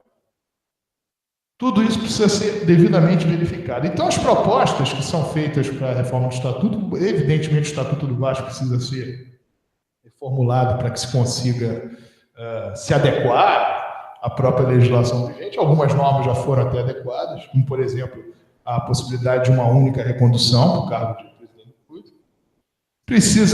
As pessoas precisam entender bem essa questão de presidência, de papel de conselheiro, papel de quem gere, papel de quem tem essa responsabilidade de ter um gigante desse durante um triênio para conduzir, para tocar diante de todas as dificuldades, e o respeito àqueles que fizeram pelo clube, e continuar fazendo, lhe sendo dado espaço. É importantíssimo isso. Volto a falar, o Vasco não deixou de ganhar título nenhum por causa disso. O Vasco perdeu títulos e ganhou títulos independentemente disso, mas é uma estrutura que funcionou com a democracia no Vasco funcionando desde o início da sua criação, mas com essa preocupação lá nos idos do século passado e se estendendo até os dias de hoje, o que não há problema nenhum. Ser sócio do Vasco, ser sócio estatutário do Vasco, deve ser um orgulho para o torcedor do Vasco, pagar suas mensalidades em dia, uma obrigação para esses torcedores. O Vasco dá a remissão depois de 25 anos de contribuição consecutiva. As pessoas devem buscar pagar para chegar a esses 25 anos e entender que, independentemente de qualquer coisa que possa surgir de problema pessoal, problema político, problema grupal, enfim, que o Vasco está acima disso tudo. O Casaca, hoje, é o grande exemplo disso. Muitos disseram, o Casaca, ele só apoia se o presidente Eurico Miranda estiver no poder. Se ele for o presidente do clube, senão ele não apoia. Isso nunca foi verdade. O Casaca não apoia algo que ele entenda que está indo por um caminho de levar o Vasco à bancarrota, de levar o Vasco à lama, de levar o Vasco a humilhações, que não é um momento no futebol, é institucional. E foi exatamente tudo isso que a gestão do Roberto Dinamite levou. E por isso nós fomos oposição a ela desde o princípio. Afinal, iniciado dentro de um golpe, isso. Mas um golpe contra uma eleição em 2006 que foi ganha por cerca de 500 votos e discutida depois em juízo para que se tivesse uma nova eleição na qual o Eurico Miranda não quis participar como presidente. O caminho é, sem dúvida nenhuma, de uma reforma, é de se fazer eleições com cuidado de quem assume o Vasco poder fazer um trabalho de continuidade da gestão anterior. Os discursos para a mídia muitas vezes vão com algum caráter de diferenciação à gestão anterior, que eu acho uma grande bobagem. Essa gestão do presidente Eurico Miranda, ela foi de reconstrução e a reconstrução deve continuar. Na prática é o que se tenta fazer, eu acredito que vai se tentar fazer. Aquilo deve ser mantido. O que não foi conseguido deve ser tentado, e o que foi tentado e não foi obtido se obtenha agora, mas com o parâmetro de que a construção é feita e ela deve continuar. Essa é a palavra que nós queríamos dar a respeito do Estatuto do Clube de Regatas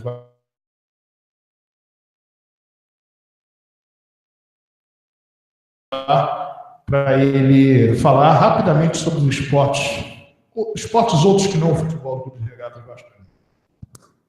Legal, Sérgio. A gente, eu queria falar tanto aqui no basquete, mas tivemos esse revés aí no finalzinho, então vou falar do beach soccer, futebol de praia. O Vascão está arrebentando no futebol de praia, líder absoluto do campeonato. A galera do Boquinha está de parabéns. No sábado, agora, no dia 7, o Vascão goleou o Cabo Frio, lá nas areias do Leme, por 9-3. E agora, contra o Botafogo, a gente chegou a perder, a gente estava perdendo por 4-0. Conseguimos recuperar, empatamos o jogo e nos pênaltis passamos de fase aí. Então, parabéns aí o Vasco, semifinalista do campeonato contra o Cabo Frio. Vamos com tudo, Vascão, futebol de praia. Muito bem, vamos então à mensagem dos nossos ouvintes.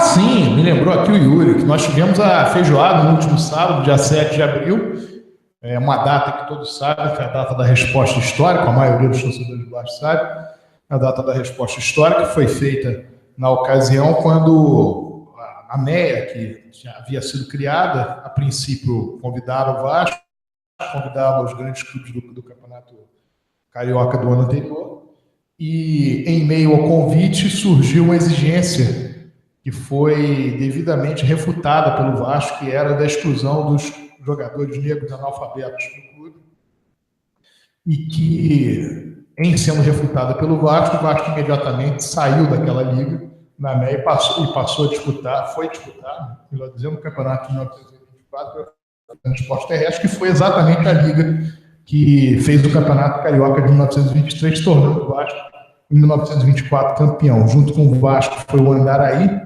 para jogar essa liga, o Botafogo, que foi o último colocado do Campeonato Carioca de 1923, foi para a liga, para a chamada Liga da MEA, e o Vasco disputou com muito orgulho, ganhou de forma invicta um dos seus 6 títulos invictos em 1924, o Campeonato Estadual, o campeonato na época chamado Carioca.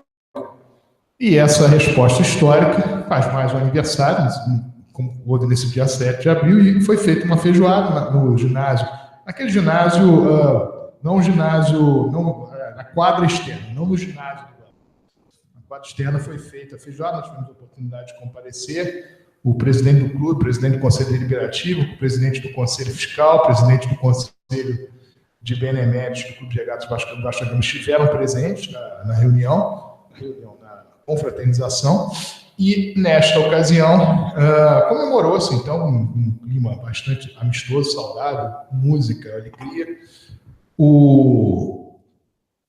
mais um aniversário da resposta histórica. Foi realmente um movimento muito interessante feito pela direção do Vasco, de parabéns pelo resultado. Mas devemos lembrar, tudo aquilo que o Vasco tem em termos de história deve ser lembrado e relembrado. A história do Vasco ela tem inúmeros capítulos belíssimos e esses capítulos devem ser sistematicamente lembrados e relembrados. Nós, semana passada, falávamos aqui sobre a questão do título estadual. Nós buscávamos o nosso 25º, nós ganhamos 24 e esses 24 títulos têm que ser devidamente lembrados. A questão da democracia no Vasco tem que ser lembrada com relação ao não preconceito social, ao não preconceito racial, a cotização para construção de São Januário, para pagamento de atletas, doações, etc. Tem que ser lembrado e relembrado. O Expresso da Vitória tem que ser relembrado, lembrado e relembrado. Os títulos conquistados da Taça Libertadores, da Mercosul, reconhecimento do título sul-americano de 1948, os torneios de São Paulo que o Vasco venceu, a Copa do Brasil, os campeonatos brasileiros, os torneios intercontinentais, as grandes vitórias no exterior, as grandes conquistas nos jogos internacionais, tudo isso precisa ser devidamente lembrado. O papel do Vasco no basquete, o papel do Vasco no futsal, o papel do Vasco no atletismo, na natação, e inúmeros outros esportes, precisa ser lembrado. A base do Vasco, jogadores do Vasco que trouxeram para o clube benefícios sobre o aspecto institucional, sobre o aspecto financeiro e para o futebol brasileiro. Inúmeras glórias e títulos precisam ser lembrados. O Vasco, em relação a tudo que construiu do seu patrimônio, a forma como o Vasco tem dentro do seu patrimônio uma escola, um colégio, dentro do Vasco, precisa ser relembrado. O Vasco precisa sistematicamente relembrar tudo aquilo que o fez o gigante que é. Ter uma torcida nacional, ter uma torcida absolutamente apaixonada pelo clube, uma das maiores torcidas do Brasil, e ter, sem dúvida nenhuma, a história mais bonita de um clube brasileiro neste país. Vamos então agora ao comentário dos nossos ouvintes, iniciando aqui pelo Marcelo Recreio. Atenção, amigos casaquis, vejam o lance direitinho da expulsão do Fabrício, ele não teve culpa alguma. Vejam que ele, na hora de tentar tirar a bola, perdeu o pé de apoio e escorregou. Cadê os defensores da sacanagem que estão fazendo com o Palmeiras? Se o quarto árbitro tem melhor lá, o daqui não teve a mesma conduta, foi na cara dele. Percebem que nem o fanista do narrador também nem deu ênfase ao lance. Perceba, muito ao contrário, o narrador ficou até perplexo com o cartão vermelho dado. Além disso, o próprio comentarista achou que o lance não foi violento. Isso fez o Vasco perder o jogo, que estava dominado completamente. Por favor, analisem se estou com a razão. Pelo menos coloquem em pauta no site Casado. Para os jogadores fundamentais, Paulão e De Sato, antes da expulsão do Fabrício. Achei ridícula a postura do Martins Silva na hora da perda do pênalti perdido pelo garoto Henrique. ele, como capitão, deveria ter ido lá consolar. O Dida, na final do Mundial, quando o Edmundo perdeu o pênalti, foi lá consolar o próprio Edmundo. Martin Silva não pode ser o capitão do Vasco. Bom, vou analisar aqui os dois lances rapidinho. Primeiro, em relação à expulsão, o próprio Fabrício disse isso, que ele não teve como tirar o pé na hora. A tentativa dele era tirar o pé para aquele lance. O grande problema daquele lance é o seguinte: é difícil em câmera lenta nós termos uma ideia da gravidade ou não. O fato é que o jogador do Botafogo depois saiu machucado. O Luiz Fernando foi quem sofreu aquele contato do Fabrício. Agora, é um lance, como eu volto a falar, desde a Copa do Mundo de 2002, que alguns árbitros se sentem à vontade para dar o cartão vermelho e outros não se sentem. Outros são um pouco mais meticulosos, veem a gravidade, etc. É um problema. O que o Vasco, que tinha o jogo completamente dominado até ali, sem dúvida nenhuma tinha. Aquilo mudou completamente o aspecto do jogo. Mas é difícil nós afirmarmos aqui, porque se nós afirmamos hoje que o jogador entra daquela maneira e você não deve expulsar, amanhã vai ter um lance a favor do Vasco, contra o Vasco, no caso um jogador do Vasco se machuca, um jogador do Vasco tem essa ação, e nós não podemos dizer aqui hoje que esse tipo de lance não é um lance para expulsão. Então é um lance que se admite a expulsão e que normalmente os árbitros se sentem com expulsar quando o jogador vai por cima da bola. Agora, se machuca ou não machuca a ponto de causar a ideia de que se expulse, é outra questão. Nós aqui batemos muito na tecla do Campeonato Carioca de 2015, o primeiro jogo da semifinal contra o Flamengo, quando o Jonas chutou a cara do Gilberto, em pé. Aquilo ali era um lance para expulsão, e alguns disseram, não, é para cartão amarelo, etc. O que nós queremos é que se faça da seguinte maneira, que os lances sejam dados contra ou a favor do Vasco dentro do mesmo critério.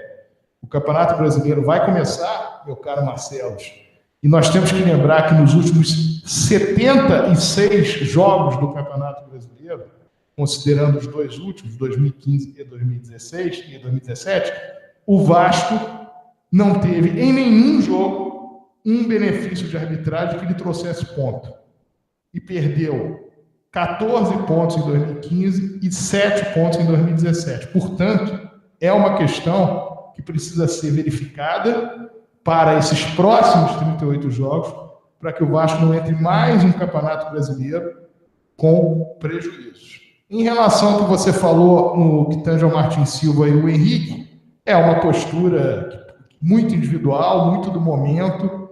Você tem atletas que entendem que a melhor forma é essa, tem outros que entendem que não. Eu não colocaria na conta do Martin Silva ter ou não que fazer. Sobre ele ser capitão ou não ser capitão, aí é dependência do elenco de discutir isso internamente, o próprio treinador, para chegar à conclusão. Isso deve, dentro do elenco, ter uma discussão apropriada para se ver quem deve ser o capitão. Mas eu entendi a tua colocação, de que o capitão deveria afagar o atleta do Vasco, principalmente com um atleta novo. Augusto Alexandre do Japão, boa noite a todos, ouvintes, programas sintonizados no Causaka, no rádio, em todo o Brasil e pelo mundo. Meu boa noite ao Sérgio Frias, ao Gaspar, Rodrigo Alonso e Leonardo Miranda. Perdemos o título estadual na loteria dos pênaltis, mas isso faz parte do futebol. Um ganha e outro perde. Mas a vida é assim mesmo, precisamos saber lidar com as frustrações também às vezes. Bola para frente, Vascaíno, porque conquistas maiores estão por vir e ainda pela frente.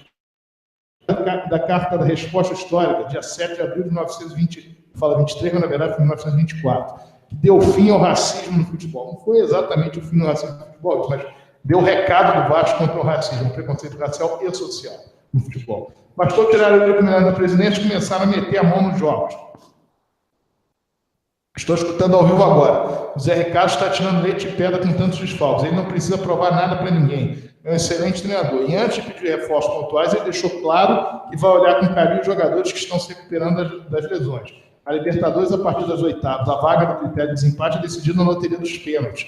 E com isso já teremos um time mais consciente no aspecto emocional, psicológico e no físico. Se acostumar o nosso time a atuar com um a menos, cada jogador saberá como se portar nesse tipo de situação. Nós esperamos que não tenhamos que ter esse tipo de situação muitas vezes, né, meu caro Augusto?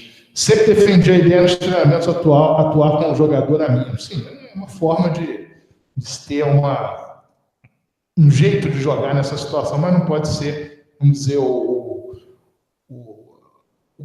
o que deva ser feito jogo a jogo, né? É uma situação que deve ser minimamente inusitada, porque para o time poder ter um bom acompanhamento, poder ter uma boa conduta técnica e tática nos jogos. Pedro de Miracema, boa noite, Casaca. Daniel da Lapa, ligado no Casaca. Pedro Gomes, boa noite, Casaca. Estou ouvindo Casaca neles e Vasco no coração. É superar a perda dessa derrota e nos concentrarmos nas próximas competições.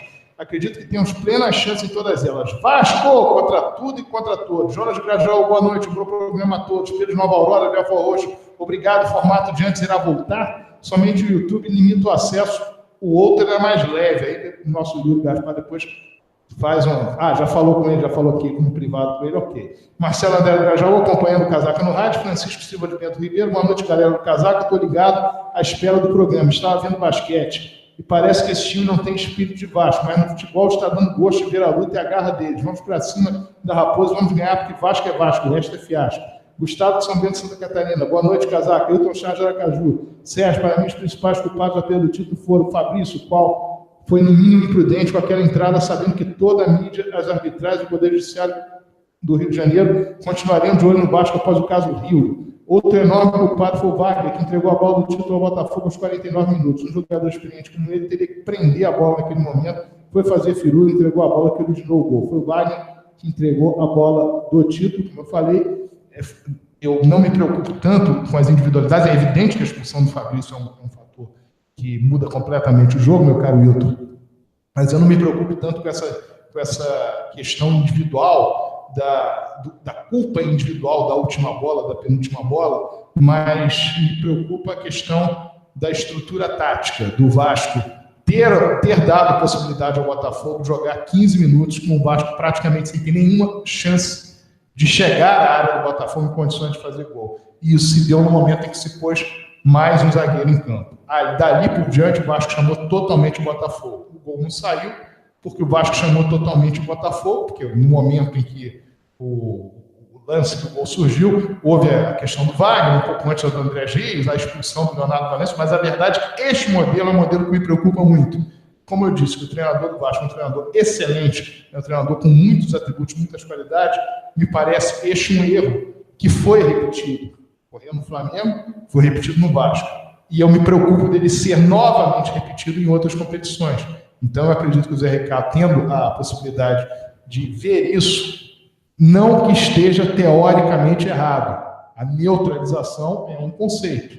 Mas, em determinadas situações, você já tem o aspecto emocional que está contra você, que você está pressionado, está cansado, está se defendendo, mas você tem, além disso, uma percepção, isso o jogador em campo percebe, de que não há como você fazer o gol, ou praticamente não há chance de você fazer o gol. E isso vai minando você emocionalmente, vai minando você estruturalmente, e o que acaba acontecendo? Isso que nós vimos, o Vasco terminou o jogo com 4 zagueiros, mas na área do Vasco, na última bola do jogo, nós tínhamos jogadores do Botafogo soltos, inclusive uma tentativa de tabela quase que dentro da área, e o gol saído naquele lance. Então isso tudo dá a dimensão de que nem sempre o fato de você se entrincheirar com os zagueiros vai fazer a neutralização, que em tese seria o objetivo do treinador Zé Ricardo. Isso me preocupa, porque isso não é dito, isso não é falado. As pessoas falam do último lance, falam do jogador tal, daquele que perdeu aquela bola, mas não se discute sobre essa forma de pensar taticamente o time numa situação como aquela. E o Vasco, provavelmente, em competições de mata-mata, terá outras circunstâncias em que não poderá tomar um gol que poderá ser eliminado, não poderá tomar um gol porque senão irá para pênalti. E são situações em que deve haver uma possibilidade de você ter um contragolpe, ter uma jogada para definir o jogo, para matar de vez o adversário e não ficar encurralado até o fim. Por isso eu toquei nesse ponto da maneira como disse. Segue o comentário dele. Outros mais culpados foi o Zé Ricardo, que insistiu com um jogador horroroso chamado Fabrício, onde todos viam que ele vinha errando jogo após jogo, apesar de ter feito gol contra o Fluminense. E o Zé Ricardo errou também a colocar 2 jogadores para bater pênalti, o Erle e o Henrique, que não vinham jogando. Portanto, nesse jogo, esses foram os principais culpados, Fabrício, Wagner e Zé Ricardo. Você continua aqui falando sobre individualidade, né? E meu ponto ainda continua, meu ponto eu permaneço com ele, que é o ponto que me preocupa para o futuro. Porque a individualidade, como você bem disse, o Fabrício, todos tirariam o Fabrício naquele jogo Fluminense que ele fez o gol. O Erle perdeu o pênalti. Se tivesse feito o pênalti, a gente tivesse feito o pênalti, nós não estaríamos aqui falando sobre isso. Enfim, o Martins Silva poderia ter pego o outro pênalti, a bola cruzada na área, o Paulão poderia ter cortado a bola para fora da área, o primeiro chute dado pelo jogador do Botafogo, o Ricardo poderia ter, no momento que ele faz o corte, a bola indo mais para o lado. Quando o jogador do Botafogo foi chutar gol, o Martins Silva caiu um pouquinho antes, o Henrique podia ter ficado mais a pé. Eu volto a falar, são erros, ou são situações ou fatalidades que versam sobre um indivíduo. Agora, quando a questão da estrutura tática, a questão de se recuar em demasia, principalmente no final do jogo, sem dar a oportunidade que você avance, que você faça um contragolpe para poder criar a possibilidade de você matar de vez o adversário, você fica com esse risco. Nós ficamos discutindo aqui sobre uma bola, sobre um gol, sobre um lance que originou o gol. E assim o Vasco perdeu o campeonato de 1978, o Flamengo, porque o Marco Antônio chutou a bola para fora, um lance que a bola estava dominada, e aí houve escanteio, o Zico bateu o escanteio, o Rondinelli fez o gol de cabeça, discutiu com o Roberto, o Dinamite não voltou, que o Paulinho perdeu o gol 2 minutos antes do córner marcado. Nós perdemos para o Fluminense a final de 1976, porque o Doval cabeceou a bola, o Zé Mário tirou a bola do goleiro Mazarop, que ia defender e a bola entrou. Nós perdemos o gol com o gol do Petkovic na final do Campeonato Carioca de 2001, porque ele foi bater a falta, no momento que o Vasco, a falta foi cometida ou não foi cometida, mas enfim, foi cometida num lugar em que ele teve a possibilidade de fazer, e nós discutimos que o Euler perdeu muito gol, que o Juninho Paulista acertou a trave, que o Vasco não deu sorte. Nós perdemos a final de 2014 por causa do ato, uma saída do Rodrigo num lance de escanteio para ser substituído, com isso o Vasco ficou com menos um jogador, mas sempre teremos uma situação de jogo em que algum jogador poderá ser o escolhido. Agora, me preocupa a postura. A postura é aquilo que faz com que você tenha o risco de, na última bola do jogo, perder uma classificação, perder um jogo, perder um título.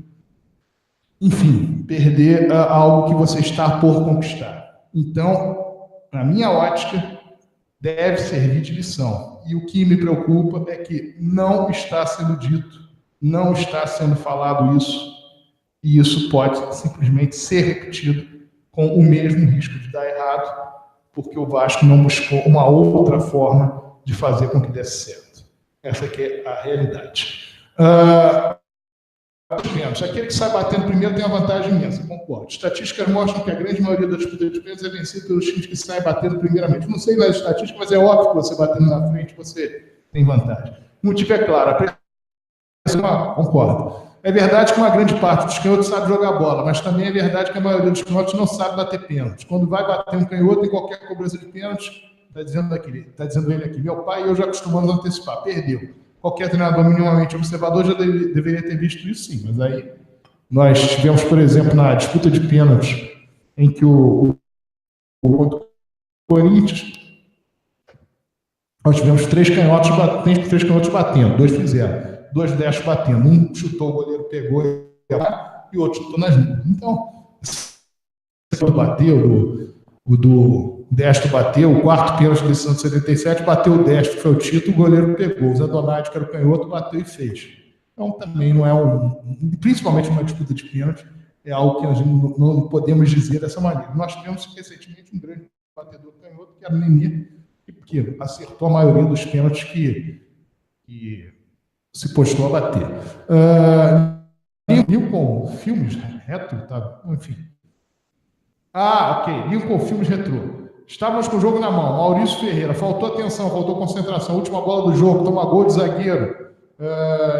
Maurício, perdemos a decisão na última bola, apenas o Vasco já foi abalado. É outra coisa também que nós temos que discutir um pouquinho. O Vasco vem a derrota e é dito. O Vasco então não teria como, né? os pênaltis contra a equipe do Jorge Wilson. Tinha perdido de 4-0, então deveria ser arrasado os pênaltis e ganhou. E a verdade é que o Vasco saiu na frente nos pênaltis, o goleiro do Martins Silva pegou o pênalti, o André Gins fez o pênalti subsequente, o Vasco na terceira cobrança do Botafogo e na cobrança dele, o Vasco poderia ter feito, passado à frente, e ficaria talvez muito difícil do Botafogo, faltando 2 cobranças, o Vasco com 3-2, a pressão em cima do jogador do Botafogo, infelizmente o Erle perdeu o pênalti, e aí a coisa começou a desandar. Mas mesmo assim, no abalo, o Pikachu fez o 4º pênalti, depois que o Botafogo passou à frente, fez 3-2, ele fez 3-3, e quem errou o último foi o Henrique. Então eu não considero que a disputa de pênalti se resolve quando o time faz o gol, porque senão o Vasco contra o Sport teria que ter ganho a Copa do Brasil 2008, a disputa de pênalti, porque o Vasco tinha acabado de fazer o gol que levou a disputa de pênalti, o Sport estava classificado até os 45, 46 minutos do segundo tempo. O Edmundo fez o gol, ele estava com muita moral, porque ele tinha feito o gol e foi ele que deu o chute para fora e o Vasco foi eliminado. Então a questão da disputa de pênalti é um outro jogo, digamos assim. Poderia ter o Vasco ganho como ganhou o Botafogo. Rosilma Balbino, boa noite. Rafael Furtado, na escuta, casaca no Vasco. Lucas Pavão, culpa da derrota foi do Fabrício, não adianta fazer desculpa, ele merecia dar desculpa, no caso, ele merecia ser expulso. Maurício Ferreira, casaca, o Vasco tem muita deficiência no miolo de zaga. O Vasco, com a volta do Breno, melhora muito, mas deveria ter sim um outro zagueiro de confiança, afinal de contas ele tem hoje. Considerando a volta do Breno, o Paulão e o Eraso. Ricardo, um jogador mais novo, enfim, os outros atletas foram contratados, o Hélio e o Gustavo, não convenceram até aqui. Outra, Leandro Coleções. Alô, rapaziada do casaco, é o Brandão na escuta. Zé Ricardo, tio Patinhas inventou e entregou o jogo. Insistir com esses laterais, Fabrício Galhardo é loucura. E tinha Henrique e Pikachu disponíveis. Vanderlei Quintete Ribeiro, fatalidade. Perdemos ao final do jogo, mas vamos em frente. 2018 está começando. Casaca, William de Piso. Não dá para aguentar o Evander e esse Fabrício. Zé Zito. Vasco poderia negociar com o São Paulo e empréstimo do Diego Souza até o fim do ano. Pavilhão. Olá, boa noite. Esse aumento no conselho para 360 nomes, no caso, não é jogo para negociar com grupos. No caso, um grupo que não tem voto negocia um apoio na eleição em troca de cadeiras. Por exemplo, o Grupo Identidade Vasco hoje tem a presidência do Conselho Deliberativo. Esses grupos que são uma fragmentação do MUV, virando um jogo de interesse para conseguir poderes no Vasco, sendo um interesse com o Vasco. Não entendi muito bem isso aqui, não. Vamos lá. Esse aumento no conselho para 360 nomes, no caso, não é jogo para negociar com grupos. No caso, um grupo que não tem voto negocia um apoio na eleição em troca de cadeiras. Isso pode acontecer com 150 cadeiras, porque das 360, 180 são de natos. O que você está falando aqui, que é 80, acontece, não vejo uma grande ponto, não. Se fossem mais, você passasse 150 cadeiras para 210 cadeiras, teria, embora continue achando que isso já se faz com 150 cadeiras. Tanto é que a própria fusão dos grupos verde e amarelo nessa eleição de 2017 se deu dessa maneira. Houve uma fusão, né? Cadeiras foram dadas para um grupo, cadeiras foram dadas para outro grupo, e lá houve um acordo que depois acabaram ficando com 2 candidatos, mas a ideia foi essa. Como é que houve a fusão? A fusão se deu com a junção de cadeiras. Agora, eu pergunto a você, se fossem 100 conselheiros eleitos, se fossem 90, se fossem 140, se fossem 150, 160 ou 180, não haveria essa junção? Claro que haveria, da mesma maneira.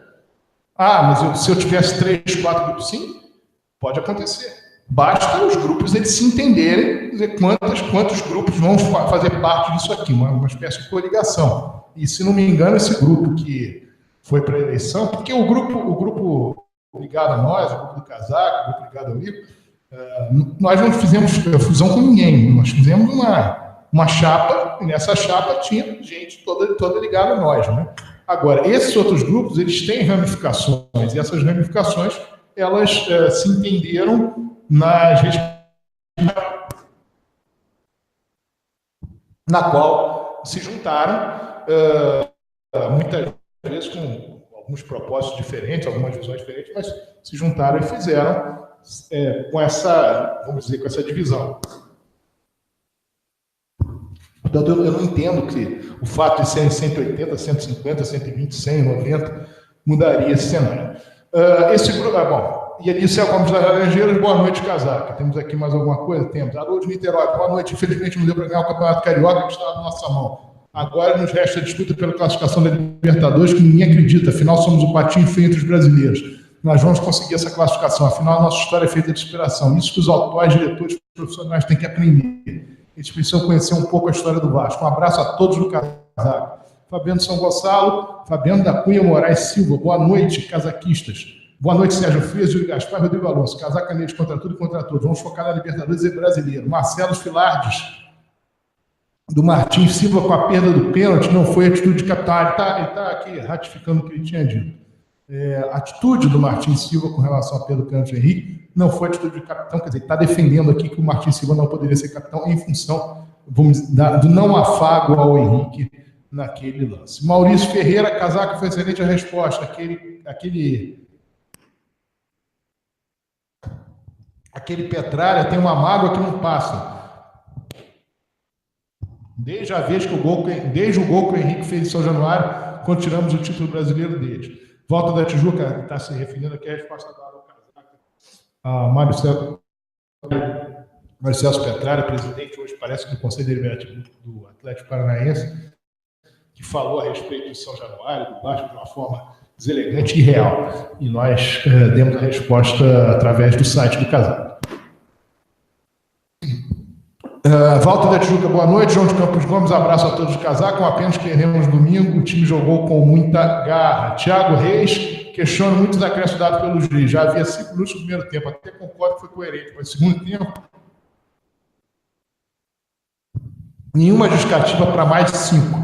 Foi um jogo de 100 minutos, e o Vasco jogando cerca de 65 minutos com um a menos. Ou seja, tal acréscimo só poderia beneficiar a um time. Faltou razoabilidade.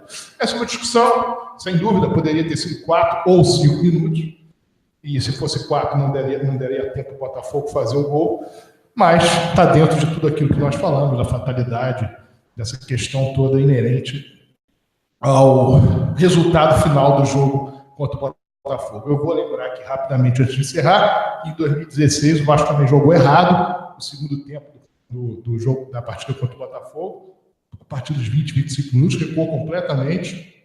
O Botafogo teve várias vezes a possibilidade, algumas vezes a possibilidade de fazer o gol. O Vasco acabou não tomando o gol, foram 3 minutos ou foram 4 minutos, não importa, mas o Vasco acabou não tomando o gol. E ninguém se lembra disso. Campeonato 2016, todos lembram que o Vasco não é invicto e ponto final. Poderia ter tomado um gol, uma fatalidade que acontece do esporte.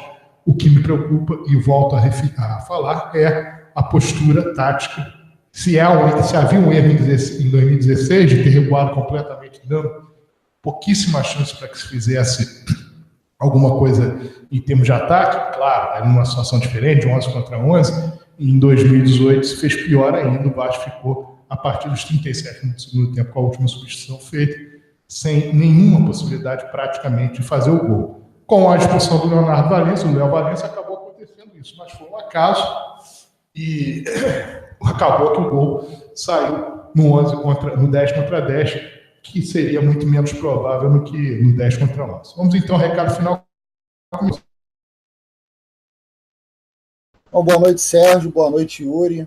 Agradecer aí a participação de todos pelo chat do YouTube. Mandar um abraço aí para o pessoal que está ligado no programa do grupos de WhatsApp aqui, o Família Casaca, o Nata Cruz Maltina, o Verdade de Eurico. Convocar a torcida do Vasco aí domingo, 4 da tarde, lugar de Vascaíno em São Januário. Quero aí que a diretoria faça uma promoção bacana aí para atrair o torcedor e a gente apoiar o Vasco nessa primeira rodada do Brasileirão. A gente novamente fazer um campeonato como do ano passado, conquistar aí mais uma vez a vaga na Libertadores. Quem sabe brigar lá no topo da tabela para conquistar mais um título aí para o Vasco. Depois a gente ainda tem a Copa do Brasil. Na quinta-feira que vem tem o jogo contra o Racing, 7h15. Então, as emoções não param. O estadual já é passado, vamos pensar agora em brasileiro e que a gente tenha aí mais glórias nesse ano de 2018. Boa noite.